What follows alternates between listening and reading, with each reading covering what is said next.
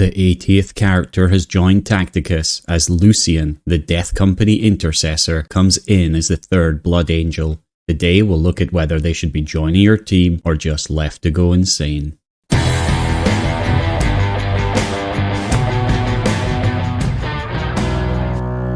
The Tyrannid attack on Nemak 8 continues.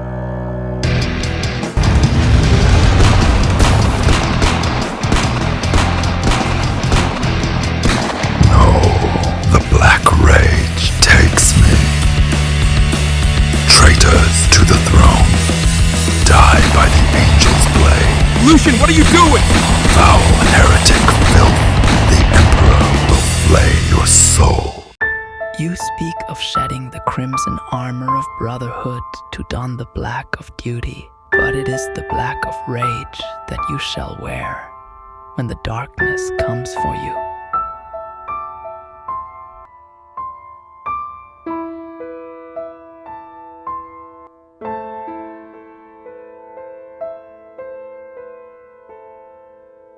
Another Blood Angel joins us, and this one is pretty unique, as they are already in the grip of the ancient curse haunting the Blood Angel faction. Lucien suffers from none other than the Black Rage, and they will be joining us this month through the next hero release event, Insanguination. Being a member of the Death Company, we know that Lucien is possessed of a berserk fury, being driven insane by the terrible visions and hallucinations. He barely flinches at even the most grievous of injuries, and seeks nothing but the destruction of the enemies and their death in battle. And so another intercessor joins us, although this one doesn't have flying. And I do love this little "I think I'm going insane" animation. It's a lovely little touch. And yet again, with his skills, the developer Snowprint is knocking it out of the park with their nods towards the lore of these characters.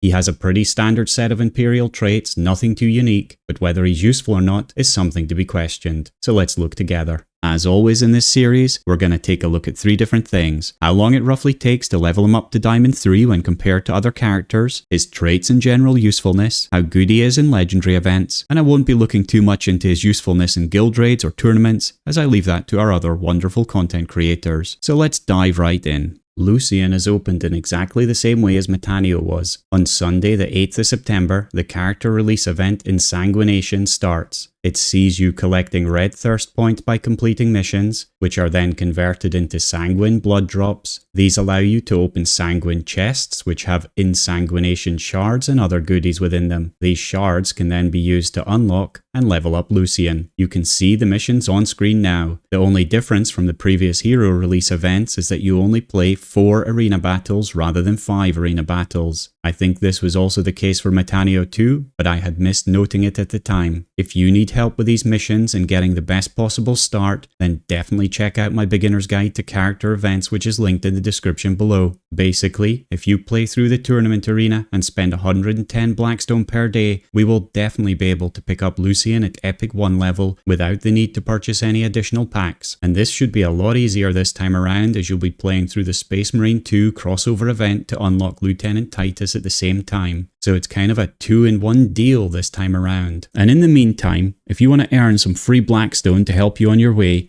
you can use my Referral Code in-game today to get 100 free blackstone. Just note, you can only use one Referral Code, so make sure you make the most of it. And now let's move to looking at roughly how long it takes him to level from Stone 1 to Diamond 3. The reason I say roughly is because my sheets don't take into account all the extra ways you can get free energy, like in the tournament arena, nor getting items gifted from your guildmates or from the daily shop. It also doesn't take into account any hard to get items that haven't been added in lots of places yet, but even with all that in mind, it's always interesting to see how they compare to the other characters.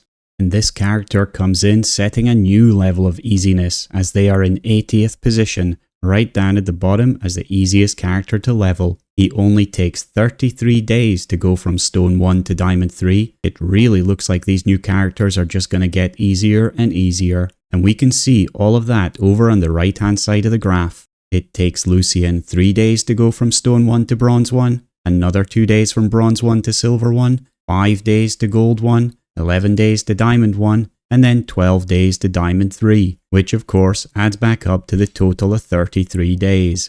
So as with most recent characters, he's definitely worth considering from this regard, but let's see if he has anything worthwhile in his kit. We'll start with his traits. He is an Imperial character, and he has a physical 4 melee attack and a blast 3 ranged attack. He has rapid assault, which lets him get into battle quickly, and he's resilient, which keeps him alive for a little bit longer. Finally, he is unstoppable, which means he can move over fire, razor wires, or ice without stopping. Moving on to his skills, his passive is Visions of Heresy, which is in the damage category of skills. Every time he attacks, he deals 2 extra bolter shots to an enemy within 2 hexes. If Lucien has health of 50% or below, all of his attacks have an extra 20% piercing, so just a straight up chunk of extra damage for him, and gives him bolter damage trait, which helps him for legendary events. Should this be prioritized as a skill over others? Most of the time it's the same with damage skills. I wouldn't prioritize these when you're new into the game. His active is Black Rage, and this also falls into the damage category of skills. But this is a weird skill, and that definitely seems to be the flavour of the Blood Angel characters. This is part of Lucien's Black Rage curse, of course, and so works well from a lore perspective, but if we break it down to a mechanical level, it just isn't that great in my opinion. If Lucien hasn't moved, then he's set between 30 and 50% health depending on the level of Black Rage. He then immediately charges an enemy within his movement range, which is usually 3 hexes, and he attacks it. And then for the rest of the battle, Lucien has +1 movement and deals extra damage when charging, which basically means he just keeps running around between targets, hitting them in the face. However, there's a big downside to this. You no longer control him, and he just automatically moves and attacks. Should this be prioritized as a skill over others? Similar answer to passive. Don't prioritize it over other skills if you're a new player. So what do I think about his traits and skills? Well, this is an interesting character, isn't it? His range damage is similar to Thaddeus Noble's range damage, and his melee is the same as Cutscoden's, but that passive's bolter damage deals about the same overall damage as Yarrick's ranged attack. So it's not the most damaging of hits in the game, but it's definitely not bad, especially if he is lower health. Then if you add in his Black Rage extra damage, he might not be doing all that bad. But are you willing to do that? Do you want to have a character that you basically lose control of and will do less damage than Bellator, for example? I think we're going to need to really play with him to get an idea of his damage and see just how good he is. In terms of the modes that he fits into, we'll need to check his legendary event usefulness shortly. He doesn't have an innate heal though, and he's not tanky, so even if he does do well, he'll need to be overleveled. For Tournament Arena, he could be fun to have in your team, but I don't see him doing anything better than anyone else. He doesn't fit into the current best meta team right now, which is Ragnar Bomb team, because he has a ranged attack, so misses the benefits of Warhowl. I think I'd rather have a Karn than a Lucien.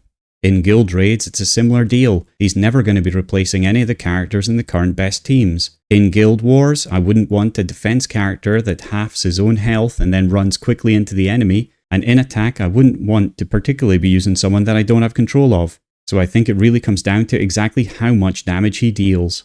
And so who does he work well with? Well, this is a bit like the problem with Mephiston. He doesn't really work amazingly well with anyone. Maybe we chuck him in with a Karn and a Macer so they can take some damage and then do some more damage. Seems a bit of a stretch though, doesn't it? Other than that, we'll have to see how he fits in with the rest of the Blood Angels when they're released. So far, the company doesn't seem to have a massive amount of synergy except for being the weird company. But maybe that's how Snowprint sees them. I always thought them as a noble, reverent faction, but maybe I'm the one who's wrong. So overall, I also don't see this character painting the town red anytime soon. Like Mephiston, I think there are just better characters out there rather than picking up this neurodivergent bloodsucker. So let's move on to the legendary event scores and we'll see how he does. Starting with the Vitruvius event, in the alpha track, he appears in the no psychic and ranged battles.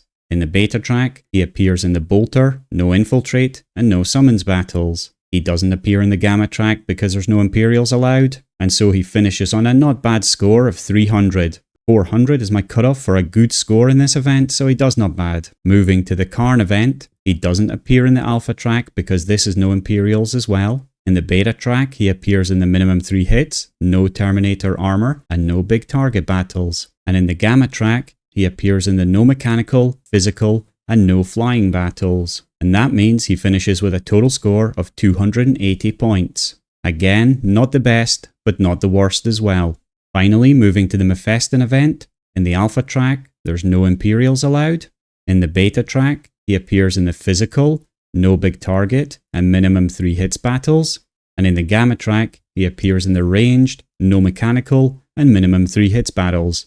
And again, this gives him a pretty decent score of 380 points. And so, if we move on to the Best Teams Overall tab, we'll see how he ranks versus other characters in legendary events, and we can find him in a very respectable 38th position. That makes Lucien the highest ranking legendary event character released since Tangida, who's up in 22nd position. So maybe there is hope to be found here. Perhaps in the legendary events he'll find enough of a place to start being useful. Even more, if the rapid assault or unstoppable traits ever get used in an event, then maybe he will be rocketing up the rankings as well. So what do you think of Lucien? Is this Death Company intercessor going to be raging headlong into your team? Or is he going to be joining your other ignored collection of Imperials sitting at Stone 1? You can check him out right now in the latest version of the Google Planner Sheets linked below.